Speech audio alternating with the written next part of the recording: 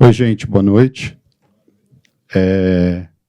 Para quem não estava aqui no início, eu avisei que hoje a gente tem um debate duplo sobre o filme e também hoje é o dia que a gente está lançando finalmente esse livro, que é o livro da coleção Sinusp sobre a Mostra Novíssimo Cinema Brasileiro. Como vocês estão vendo, a gente tem alguns exemplares aqui, mas não o suficiente.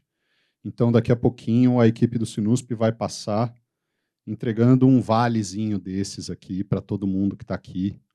E aí vocês, não semana que vem, porque não sei que dia vai chegar, mas não, a partir da outra semana vocês podem vir aqui a qualquer momento. A qualquer momento não, mas a gente espera que a gente vai deixar os livros ali embaixo com o controlador de acesso e aí vocês trocam com ele, por favor, os valezinhos pelo livro.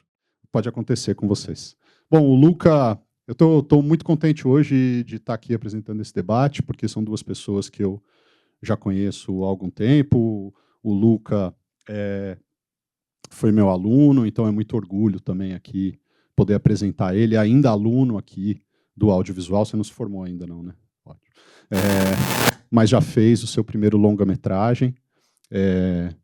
Então, é muito legal para o Sinusp poder trazer um filme desse. Não escolhemos o filme dele porque ele era aluno ou nada do tipo, né? Foi um filme que entrou dentro do nosso processo de curadoria, então é muito legal ter a sua participação aqui para falar do filme com a gente.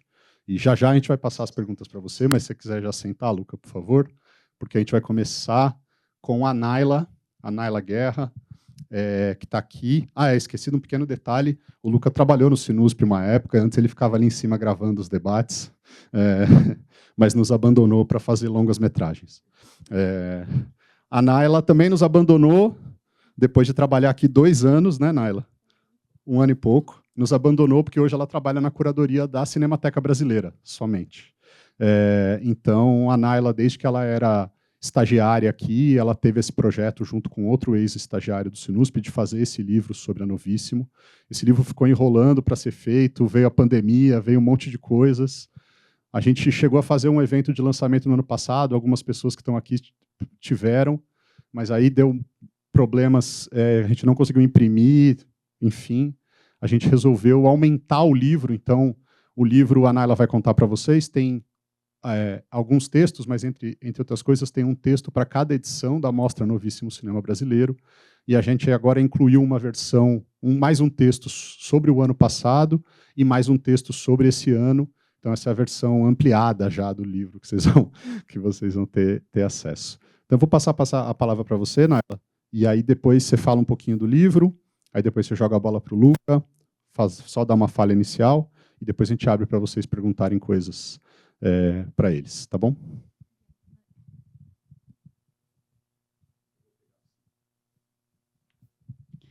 Oi, gente, boa noite.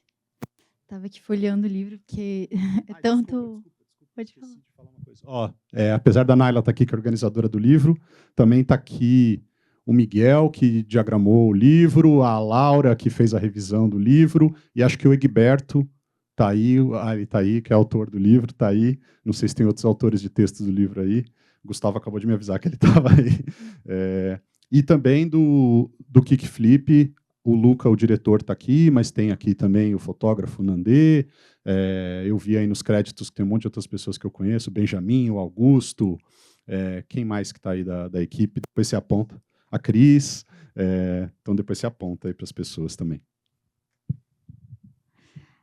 Mas é muito... Nossa, eu nem acredito assim, que finalmente a gente está com o livro, porque foi um processo muito longo, como o André disse, né? Eu acho que também esse processo faz parte, assim, ele também diz sobre as dificuldades do cinema brasileiro, né? A gente começou a escrever esse livro, a organizar esse livro, eu e o Gustavo, como o André disse, quando a gente era estagiários do Sinusp. E o Sinusp tem essa mostra, para quem não conhece, é Novíssimo Cinema Brasileiro. É a grande mostra do Sinusp, é uma mostra que está sempre no início do ano, com o objetivo também de criar público para o cinema brasileiro, no comecinho do ano, com os calouros, enfim. E a proposta da mostra é selecionar grandes destaques do cinema nacional no ano anterior. E eu e o Gustavo, a gente estava trabalhando como estagiários na curadoria do Sinusp, e a gente foi se dando conta, assim, já no final do nosso estágio, olhando para amostras Novíssimos anteriores, a gente já estava chegando perto da 10ª edição da Novíssimo, então olhando para esses 10 anos da Novíssimo, que tinham vários filmes que a gente nunca tinha ouvido falar. Então, a gente estava terminando já a graduação em cinema aqui na USP, a gente estava fazendo esse estágio de curadoria, e a gente nunca tinha ouvido falar de alguns filmes que naquele ano foram considerados grandes destaques. Então, a partir disso, assim, a gente começou a pensar muito sobre esse processo de esquecimento no cinema brasileiro. Isso foi bem na mesma época, governo Bolsonaro, incêndio na Cinemateca. Na época, obviamente, não trabalhava na Cinemateca, trabalhava no Sinusp, mas a gente não teve nenhuma disciplina de preservação na graduação, nenhuma disciplina que minimamente se propusesse a refletir sobre memória, preservação, para além da história, de fato, né, do cinema. E a gente, então, assim, decidiu olhar para essa questão da perda da memória do cinema brasileiro muito recente, a partir da Novíssimo Cinema Brasileiro, que é essa mostra, né, do Sinusp. Então, a ideia era que o livro saísse na comemoração dos 10 anos da Novíssimo. Aí não rolou por uma série de questões, e aí ia sair nos 30 anos do Sinusp, e aí também não rolou, mas aqui estamos agora. E o livro, então, como o André falou, é uma organização de vários textos, né? Então, a gente tem alguns textos iniciais que eu vou mencionar aqui os autores. Tem um texto do Eduardo Moretin, que é o atual diretor aqui do Sinusp. Esses textos iniciais são são reflexões gerais sobre essa questão da memória no cinema brasileiro, e esses esquecimentos. Então, tem o texto do próprio Tandré, né, explicando a proposta da Novíssimo. Eu acho que esse texto é muito interessante para a gente pensar os processos de construção de um cinema dentro da universidade. Depois que a gente estava escrevendo esse livro também, outras pessoas vieram conversar com a gente de outras universidades, com essa ideia de criar cinemas na universidade também. Então, acho que esse texto do Tandré é super importante por isso. Tem um texto do professor Carlos Augusto Calil. O Calil foi nosso professor na graduação, e ele tem uma coisa que ele faz todo ano, que o primeiro trabalho de graduação é uma crítica de algum filme da Novíssimo, né? Então, dessa forma, todos os estudantes do audiovisual, eles são obrigados a assistir de cara, no início da graduação, algum filme da Novíssimo. E isso marca a trajetória. Eu acho que é o único trabalho que se repete há anos, assim. Então, marca a nossa trajetória também enquanto estudantes de cinema. Logo, o primeiro trabalho já ser uma crítica que se propõe a refletir sobre o cinema brasileiro recente, né? Enfim, aí depois tem um texto da Patrícia Machado, do Marcelo Ribeiro, e aí a gente tem alguns textos ano a ano. A gente pediu para os autores, cada autor ficou com uma edição da Novíssimo, e a gente propôs que eles escolhessem um filme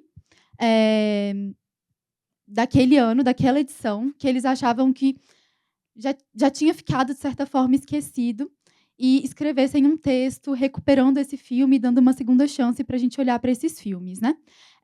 Então, alguns textos são sobre um filme, alguns textos são sobre 2 ou 3 filmes.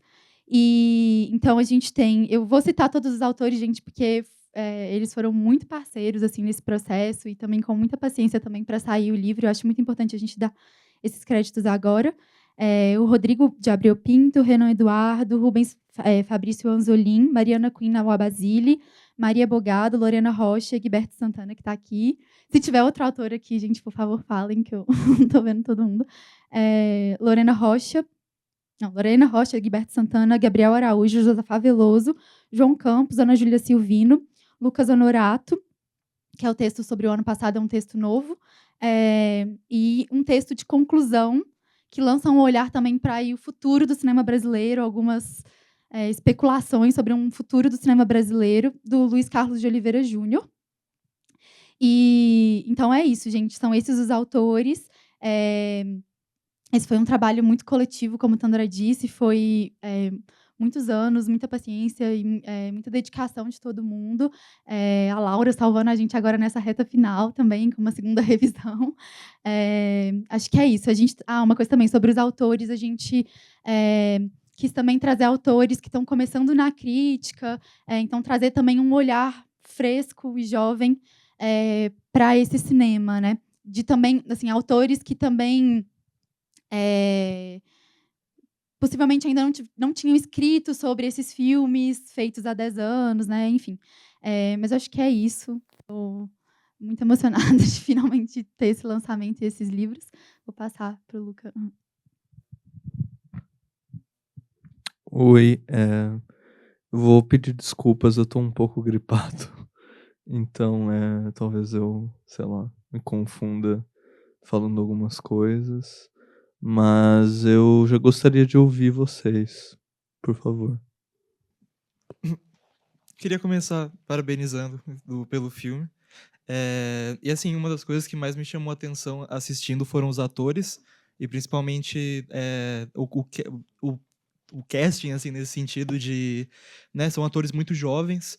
Eu acho que, pelo que eu li, eu não sei se foi no site do Sinus em algum lugar, tem muito improviso envolvido.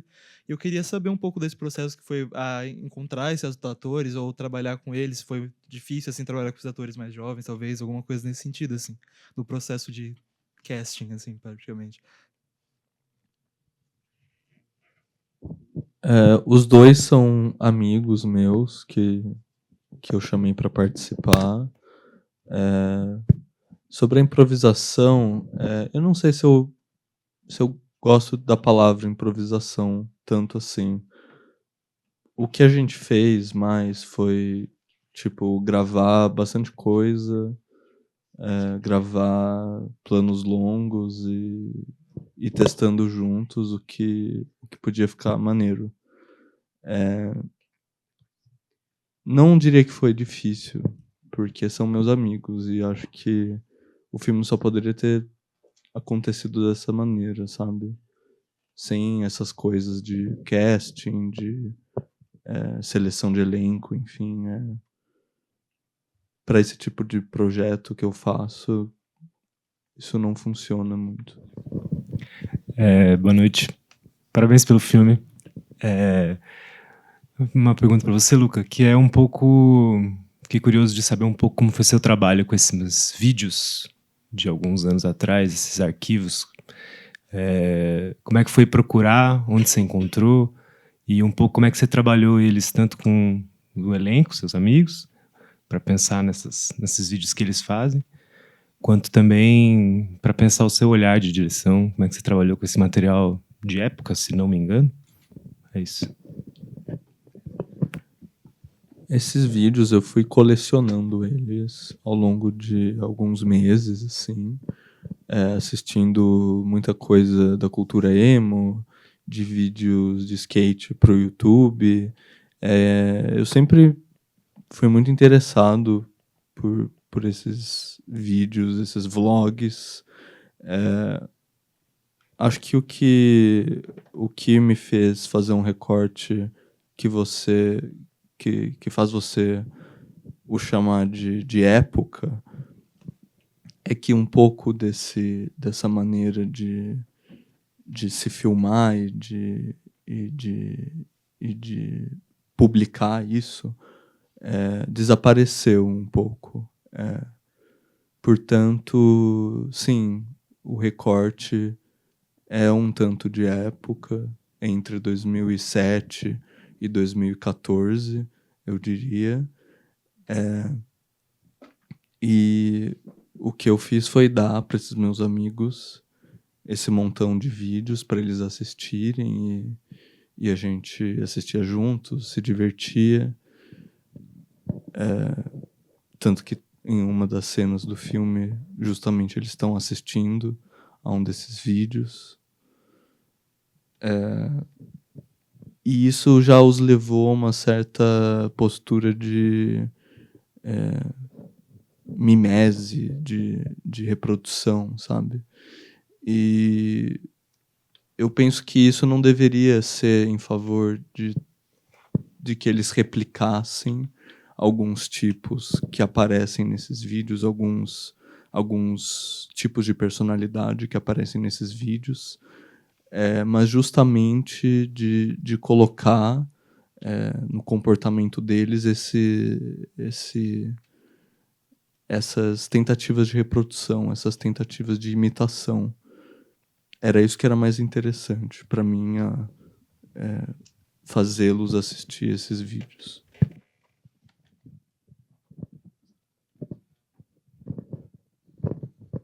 Boa noite. Primeiramente, parabéns para você e toda a equipe pelo filme. É uma brisa enorme, assim.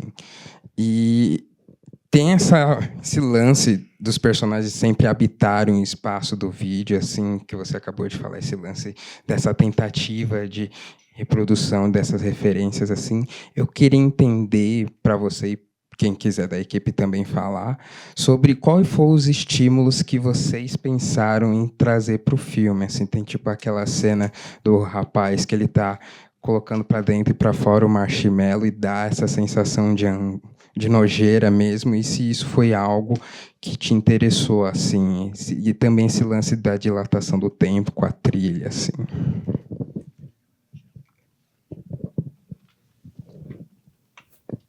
Acho que essas partes de avacalho que o filme tem vem justamente dessa proximidade que eu tenho com as pessoas que aparecem no filme, são amigos, a mãe do protagonista é minha tia, enfim. E é somente isso que permite a gente brincar durante a filmagem, né? E é essa brincadeira que traz momentos como o do marshmallow, enfim. Como eu falei antes, para esse projeto ser realizado, só poderia ter acontecido dessa maneira, de uma maneira informal e entre amigos. Enfim, acho que é isso. Eu queria fazer uma pergunta, que aí eu nem sei se... Acho que talvez você possa me responder, mas talvez o fotógrafo do filme também. Porque a imagem, ela tem um ruído proposital, assim, né? E aí eu queria saber um pouco sobre esse ruído, assim, qual foi a intencionalidade por trás dele e tal. Ele foi gravado com uma câmera um pouco antiga. Justamente o Tandré nos emprestou essa câmera. Muito porque a gente não conseguiu uma câmera mais recente. Muita coisa foi emprestada para realizar o filme. E justamente por a gente ter entendido que seria difícil a gente conseguir equipamentos profissionais para o filme, isso me levou a desacreditar um pouco nos resultados que esses equipamentos geram. Então, eu posso dizer que eu sou bastante desacreditado na imagem de alta resolução e acho que é possível fazer muito mais, quase impressionismo com baixa resolução. Então, acho que, de alguma maneira, tem a ver com incorporar os recursos de amadores ao que se pretende consolidar no resultado do filme. Se o Nandê quiser falar um pouco sobre isso também. Só um pouco, não vira. Nandê, o fotógrafo do filme. Não, acho que tem uma coisa surpreendente, que é uma câmera muito boa, assim. Na verdade, eu gosto muito, assim, da imagem que saía limpa dela, assim. Então, por um lado, tem uma coisa que simplesmente não tem nas imagens digitais de alta resolução, assim. Agora, outra coisa que eu acho que é importante é que acho que todo filme é pensado de uma maneira onde os materiais se confundem, né? Então, não tinha... Acho que isso é uma continuidade forte do filme, assim, que muita gente já veio tanto achar que coisas que a gente tinha gravado, a gente não tinha gravado, quanto o contrário, assim. Então, essa mistura que também vai na mistura do ficção e documentário, também eu gosto bastante. E acho que tem um detalhe engraçado dessa câmera, é que o rebobinador dela não estava funcionando. Então a gente não conseguia reassistir nada. Então era igual película. Quem estava assistindo enquanto estava gravando estava assistindo e sabendo o que estava acontecendo. E aí depois foi só uma semana depois que a gente veio aqui digitalizar e tal. Então tinha ainda esse lado que gravou, próximo. Então foi doido. Opa, tudo bom? Primeiro, parabéns pelo filme, foi do caralho, foi muito bom. A minha pergunta é sobre, vamos dizer assim, a ideia, já que você está falando sobre essa não improvisação, né? Você falou que a palavra não é bem certa, mas se você tinha uma ideia original, uma ideia que você queria passar, e se ao longo do tempo ela foi se alterando de acordo com os vídeos que vocês foram gravando, se é que tinha alguma ideia original para começar. Eu diria que houve sim uma ideia original, mas mais num sentido tonal sobre o resultado do filme e o que eu esperava transmitir de vibes, assim, digamos, e menos do que no sentido narrativo, né? O que a gente tinha para filmagem era uma escaleta muito simples, que não é um roteiro, é um documento, um papel com algumas indicações muito simples do que vai ser filmado, onde. E foi justamente isso que eu acredito que me permitiu encontrar na simplicidade desse encaminhamento para os dias de filmagem, encontrar alguma coisa que tivesse a ver com esse tom que eu queria explorar. Talvez um documento mais tradicional, como um roteiro, enfim, me limitasse meus amigos, limitasse o meu fotógrafo, para que a gente não conseguisse encontrar nesses momentos de brincadeira, de avacalho, justamente esse tom que se buscava do filme. Então, sim, havia intenções intuitivas, mas poucas intenções dramatúrgicas, eu diria. Boa noite. Eu queria. São duas perguntas, na verdade. Estou aqui. Eu tenho duas perguntas sobre a primeira, uma série de contrastes que acontece no filme, pela filmagem, enfim, ter uma relação com esse período específico, mas ao mesmo tempo, enfim, tem algumas coisas que saltam, tipo, não sei, o vape, quando aparece o estacionamento, uns carros mais recentes, a fachada do McDonald's atual. E aí eu queria saber um pouco de como você pensou nesse impacto, não sei, semiótico que existe no filme, por esse contraste que é criado, que imagino que não foi sem querer. E a segunda pergunta vai na direção de existe muita discussão sobre como tratar cenas mais sensíveis, né? Na tela, etc. Enfim. E existe muito essa linha de brincar com essa linha tênue entre. Enfim, a cena final, por exemplo, parece que a qualquer momento vai acontecer uma coisa muito terrível e aí não acontece e, enfim, acaba. Queria saber também como que foi pensado esse lugar de brincar com isso.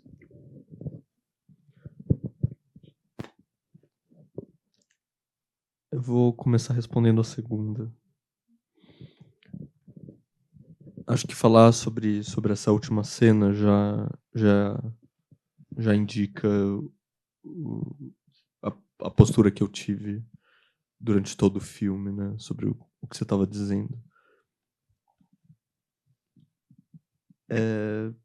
Ele se cortou mesmo. E é isso aí, sabe?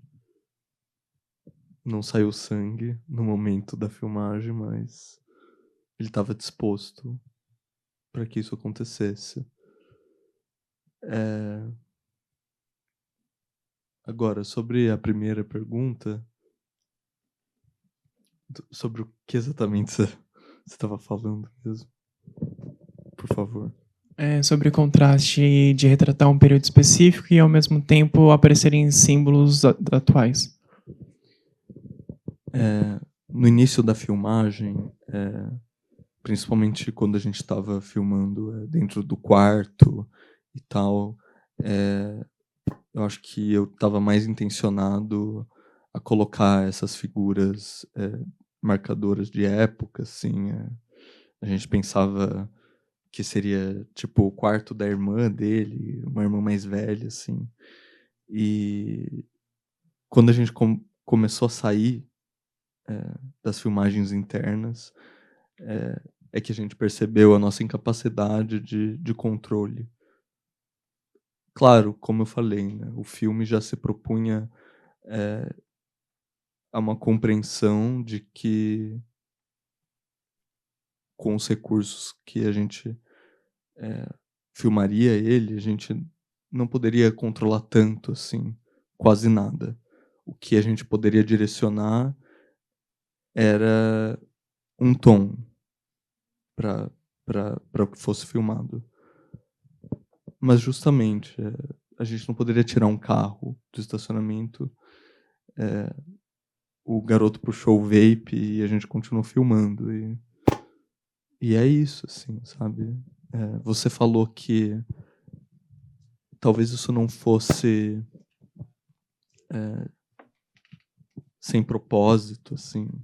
Eu não diria que não foi sem propósito, nem que foi acidental, mas que faz parte de uma incorporação das condições de realização do filme.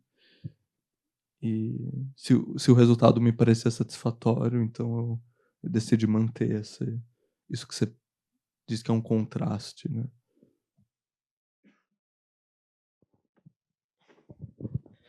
Oi, gente, boa noite. Eu queria fazer uma pergunta, duas, na verdade, uma para Naila e uma para o Luca.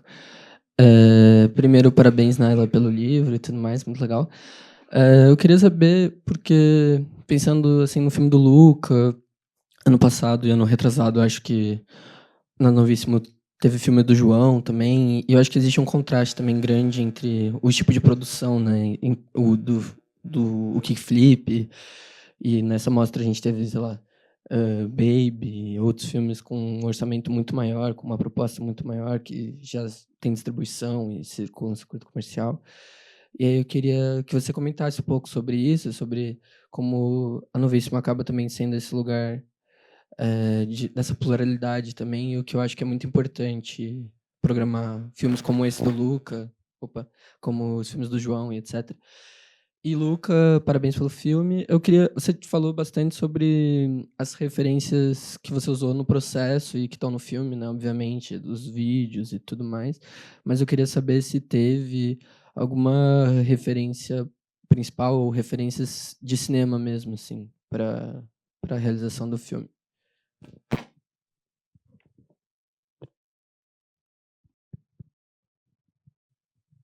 Eu acho que essa mistura assim que o Sinusp se propõe de filmes, e o Tandré ele fala sobre isso no texto dele. A gente lê um texto do Tandré, é muito legal.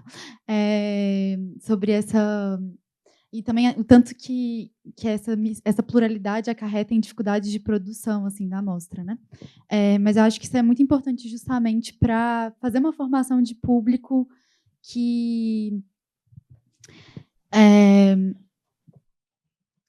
permita um público para o cinema independente, sem orçamento, sem distribuidoras. A gente estava conversando ali no comecinho, né? O Baby, por exemplo, lá na Cinemateca, o Baby passou na Mostra Internacional e acho que foi a sessão mais cheia da Mostra Internacional inteira na Cinemateca, foi o Baby. E foi um filme que assim, foi um estrondo, um sucesso. E programar esse filme junto com outros, assim, né, eu acho que permite, às vezes, um espectador que nossa, o Baby não consegui ver o ano passado, vou ver agora, e aí ter outros filmes programados junto que são menos conhecidos, que passaram mais batido mesmo, né, por dificuldades de distribuição, eu acho que isso puxa também para que esse público também olhe para esses outros filmes, né? E eu acho que também tem outra questão que justamente muitos desses filmes, eles acabam, às vezes, nem indo para o cinema, né? Então, acabam ficando muito restritos num circuito de festivais mesmo. Quando a gente estava, eu e o Gustavo, a gente estava no Sinusp, tinha também uma discussão, por exemplo, da gente tentar ir para Tiradentes, enquanto estagiário de curadoria do Sinusp, ou para outros festivais, assim, que tem filmes que são exibidos lá e que depois não vão para o circuito comercial, não entram em cartaz. Então, tentar trazer também esses filmes para o Sinusp, para permitir que as pessoas consigam, de fato, ter acesso a esses filmes, né? Que não vão para o streaming, às vezes não vão para o cinema. Enfim, eu acho que isso é super importante. E eu acho que nem todos os filmes que os autores escolheram falar são filmes de produção independente. Assim. Tem filmes, às vezes, com mais... que na época tinham mais verba para distribuição e tal, e que também ficaram esquecidos. E que eles também escolheram falar. Então, acho que tem um pouco das duas coisas, mas acho que é super importante como um espaço de circulação desses filmes para que o público também consiga acessar e se formar enquanto espectadores para esse cinema também. O que você tinha falado? Sim. Sim, eu fui assistindo alguns filmes durante a filmagem, assim, mas o que me interessa mais é justamente o vídeo da internet.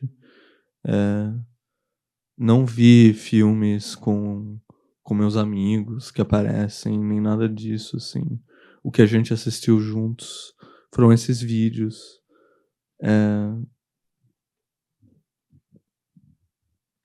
Acho que seria improdutivo colocar tão marcado assim uma referência ou uma inspiração, sendo que o que eu busco é direcionar o filme ao vídeo de internet, ao formato de se gravar, enfim. Acho que é isso.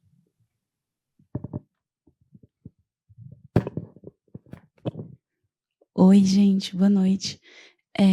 Primeiro, parabéns, Naila, parabéns para os autores, enfim, pela publicação do livro. Eu revisei o livro, então tenho essa bagagem da leitura aí. Recomendo que vocês leiam, muitas críticas muito boas. Mas, Naila, o texto do Tandré, eu me lembro muito bem porque foi um dos últimos que eu revisei. Enfim, traz, inclusive, dizendo que... E eu, se eu não me engano, foi uma coisa que ele tinha dito no pré-lançamento, que vocês chamavam, e você fez isso hoje, inclusive, chamavam a mostra de novíssimos, no plural. E aí, acho que isso tem um pouco a ver com o que o colega citou ali, justamente desse caráter da pluralidade, do que é o novíssimo, né? Cinema brasileiro, ou os novíssimos, enfim, enfim, né? E aí eu queria te perguntar se, de alguma maneira, você fez a curadoria de algumas dessas mostras, 2 delas, ou não chegou a fazer? Sim. Mas vocês estavam aqui nesse período, né? Enfim. A gente trabalhou no Sinusp na pandemia. E aí, no período que a gente estava no Sinusp, foi uma opção coletiva, assim, de só programar curtas-metragens. Então, foi uma outra experiência. E, na época, a gente não fez, né, tanto novíssimo durante a pandemia. Não fez, eu estou falando isso aqui. Não tem nenhum texto sobre nenhuma edição na pandemia. Tá. Mas a pergunta é a seguinte: você acha que o seu conceito do que é o novíssimo cinema brasileiro, de alguma maneira, mudou depois de organizar esse livro? Enfim, e qual é, né? Acho que seria também bacana a gente ter essa discussão. Nossa, uma pergunta muito difícil. E foi muito engraçado quando eu fui ler o texto do André. E ele fala assim, fui surpreendido quando 2 estagiários, depois que eles já estavam trabalhando no Sinusp há um tempão, falando novíssimos. Aí eu, meu Deus, era eu e o Gustavo, justamente. A gente super falava isso, a gente continua falando errado muitas vezes. Eu tenho que ficar me policiando, assim, que a gente fala errado. E tem toda uma confusão, assim, do termo também, porque o Tandré explica isso no texto, né? Quando eles deram esse nome para a mostra, não tinha uma relação com o conceito Novíssimo Cinema Brasileiro, que é um conceito que eu acho que acabou se perdendo também, mas que era utilizado e deu nome a uma sessão também, que era programada, não lembro se era na Cinemateca do Mão, o Tandré fala direitinho. Nossa, mas eu acho muito difícil de dizer o que é o Novíssimo Cinema Brasileiro. Não sei te responder, desculpa, Laura. Mas,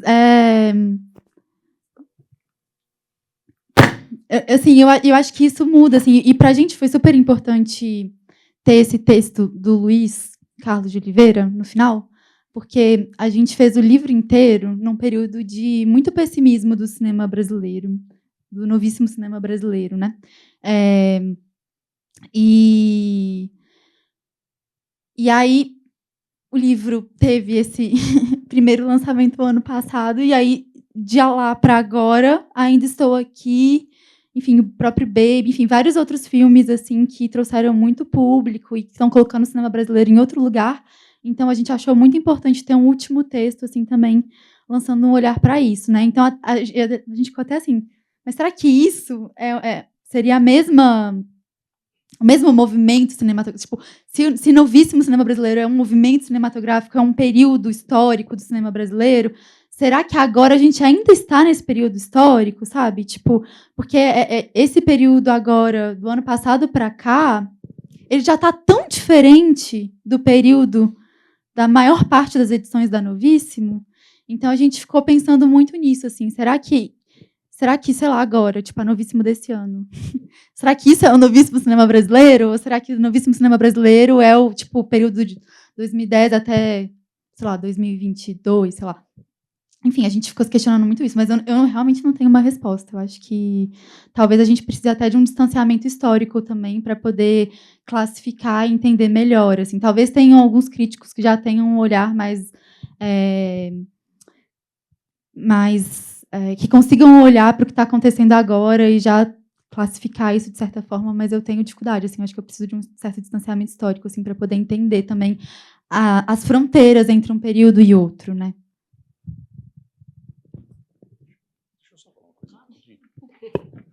Só para complementar o que você falou, Naila, acho que tem uma coisa importante, não sei quanto que todo mundo aqui conhece a Mostra de Cinema de Tiradentes, mas é uma mostra extremamente importante no Brasil para dar espaço muito plural de realizadores independentes mostrarem seus filmes.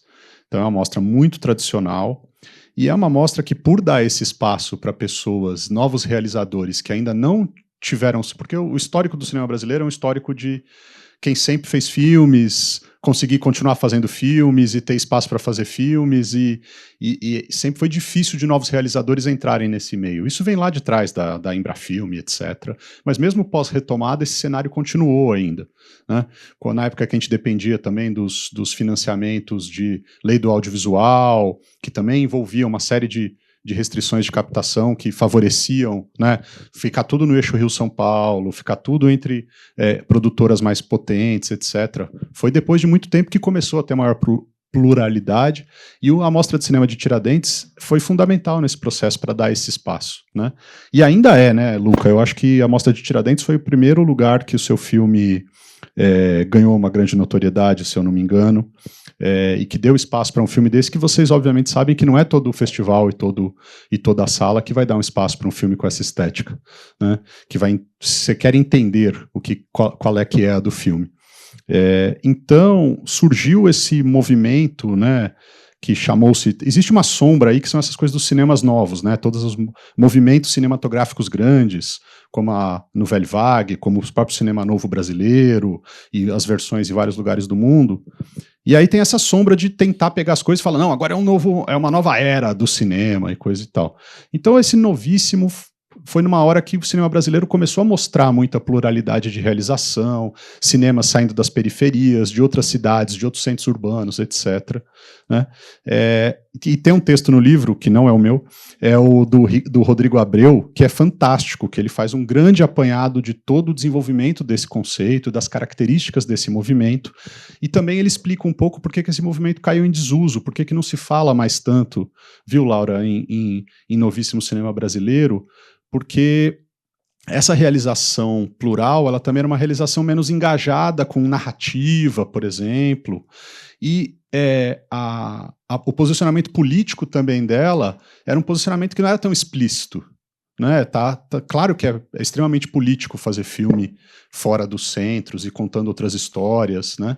E de um caráter menos narrativo e mais experimental, é também político isso, mas ele não está ali, né, explicitamente discutindo as questões políticas do momento, e teve uma contracorrente também por causa disso, entendeu? Acho que caiu um pouco em desuso esse termo, porque esse termo chegou uma hora que ele passou a ser associado com obras que não estavam tão diretamente engajadas com as questões que algumas pessoas achavam importantes, e aí ele acabou caindo em desuso. Mas esse conceito do novíssimo cinema brasileiro que surgiu não é o conceito do novíssimo cinema brasileiro do Sinusp. O novíssimo cinema brasileiro é o cinema brasileiro muito novo mesmo, sem grandes outras conotações.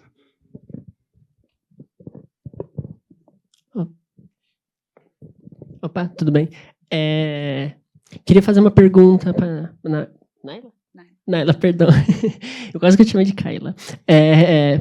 E para Luca, se também quiser, porque é uma abordagem sobre memória, e Luca comentou uma questão que eu estava reparando no filme, que é sobre formato, né, esse formato especificamente digital, né, e eu acho que a gente é uma geração muito nova aqui, eu acho que pelo menos todo mundo, se não é de 98, é um pouquinho para cá, né, para os 2000, que é um formato especificamente digital, um formato de se consumir também digital, mas pensar a memória, né, a partir do trabalho muito bem realizado do livro. Não li nenhum dos textos ainda, mas estou muito interessado nesse debate da memória, justamente, porque acho que você também agora na Cinemateca consegue trazer esse olhar que a gente se perde a memória, mas muito da memória do que é produzido desse formato digital, desse formato das redes, né, eles não nos pertencem, né, eles estão na mão de terceiro, às vezes nem estão no Brasil, né, estão num banco de dados de uma empresa, onde sabe-se lá onde, e quando ela quiser sumir com eles, e o que pode ser o futuro dela, né, o próprio armazenamento. Como é que você está enxergando o debate sobre isso, né, se outros camaradas quiserem compartilhar também esse olhar sobre, né, e o próprio filme, né, como é que você coloca dentro dessa perspectiva de formato digital, se ele realmente é um formato, se você enxerga dessa forma. Eu enxergo que sim, que é um formato que existe, que é muito diferente de qualquer outra coisa, né, ele é experimental desse jeito. Acho que, no geral, acho que é essa a pergunta. Eu acho que essa pergunta é a grande questão, assim, das cinematecas, não só aqui, mas ao redor do mundo, assim, essa é a grande discussão do momento sobre essa questão da preservação do digital, né? E isso você falou muito bem, assim, sobre essa questão das grandes, sei lá, Google Drive, essas coisas assim. Lá na Cinemateca a gente faz visitas educativas, visitas guiadas, e as pessoas sempre perguntam, mas por que vocês não botam na nuvem, sabe? Porque, assim, mesmo os filmes digitais lá, eles são armazenados num negócio que chama LTO, então é uma coisa física e tal. E aí as pessoas sempre perguntam isso. E aí a gente sempre fala, gente, a Cinemateca já foi fechada diversas vezes. Imagina uma situação em que a Cinemateca fechada fica 2 meses sem pagar o Google Drive e eles excluem toda a memória do cinema brasileiro. Então, a gente não pode ficar nas mãos, realmente, dessas empresas, né? E um HD, em média, 5 anos, mas uma película, ela pode durar 100, 200 anos até, né? Se ela estiver bem preservada. Mas, assim, eu não tenho respostas para isso, sobre essa questão da preservação do digital, porque eu acho que, justamente, para começar, que a preservação não é minha área, eu sou da curadoria, mas, mesmo para a galera da preservação, essa é a grande questão no momento, né? Mas a sua fala, assim, uma coisa que eu fiquei pensando muito ao longo do filme foi sobre como que o filme também, de certa forma, uma memória de uma estética, né, e de um formato, assim, essa coisa que você falou do formato digital. É uma recuperação disso. E eu acho que, assim, uma pessoa desavisada que assiste o filme, eu acho que, assim, totalmente acha. Em vários momentos do filme eu ficava, assim, com essa dúvida se, tipo, sei lá, você pegou esses filmes da sua infância, assim, sabe, tipo, do início da sua adolescência, tipo, se aquilo tinha sido gravado agora.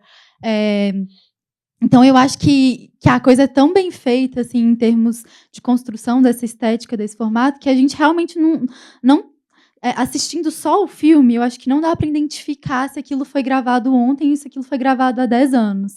E ainda mais te ouvindo falar, né, sobre todo esse processo de construção, eu acho que o filme ele tem essa força também dessa memória de justamente uma estética que é muito volátil, né? Então, eu não sei nem como que você fez, assim, se foi difícil ou não para achar esses vídeos que você falou que vocês pegaram para estudar, porque é isso, tanta coisa que a gente bota no YouTube e bota nas redes, né? E isso acaba se perdendo tão facilmente, né? Então, enfim, acho que o filme ele tem essa questão. Eu não consigo pensar em outro exemplo assim tão claro de um filme que seja uma memória de uma estética feita depois que essa estética já não está mais, sabe? Não sei se eu estou me fazendo muito clara, mas eu acho que essa é uma questão super interessante. Eu acho que foi a galera do Sinusp, a curadoria atual do Sinusp foi muito acertada de colocar o lançamento do livro justamente com o seu filme, porque eu acho que tem muitas relações assim muito interessantes. Me atrai um tanto a ideia de que talvez esse filme seja apagado e fique desaparecido.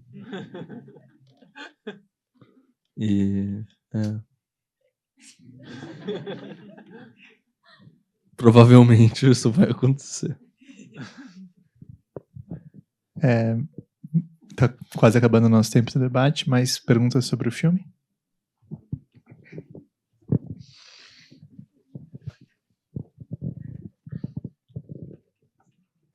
Olá, boa noite. Uma pergunta sobre o livro, por favor. Eu estava pensando sobre a memória e o esquecimento que você falou, mas a todo momento a gente está esquecendo e é um processo natural, assim, a gente precisa esquecer para colocar novas coisas. E olhando para esses filmes, se nos textos ou na pesquisa que você fez, se dá para ver filmes que a gente esqueceu porque eles não fazem mais sentido hoje, assim, porque eles envelheceram mal, a gente diria. Porque muitos filmes que já foram considerados grandes filmes hoje são esquecidos.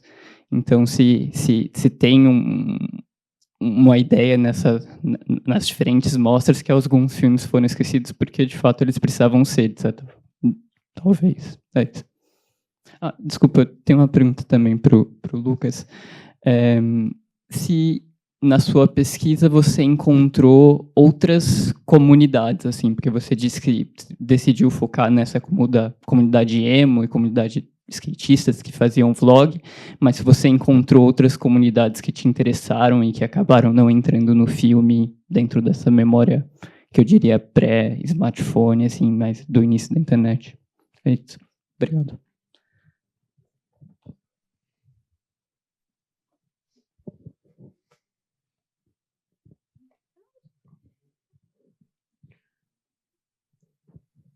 Eu não diria que eu encontrei outras coisas, justamente porque o que eu fiz não foi exatamente pesquisar, mas colecionar alguns vídeos que eu gostava de assistir mesmo, assim, numa pasta lá no YouTube, assim.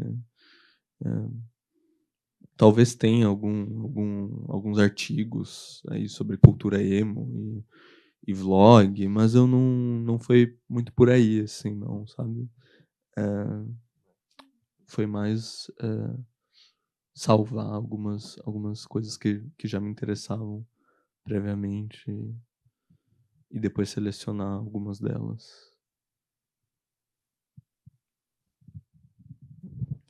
Eu acho que isso não foi uma questão que a gente se atentou muito, mas eu acho que seria super interessante. Eu acho que daria outro livro sobre os filmes que foram programados e ficaram esquecidos, deveriam mesmo. E por quê, né? Por que naquele momento eles foram considerados tão relevantes e depois a gente acha que não mais? Mas a gente decidiu também, assim, junto com cada texto, ter a lista dos filmes que foram exibidos naquele ano. Então, até como, assim, para que o próprio leitor possa fazer também um exercício de reflexão sobre aquela seleção daquele ano, né? Quais filmes lembra e acha que, sei lá, poderiam ter ficado esquecidos, né, nesse caso, enfim. Mas eu acho que não tem nenhum texto que traga essa reflexão, mas eu acho que seria interessante também.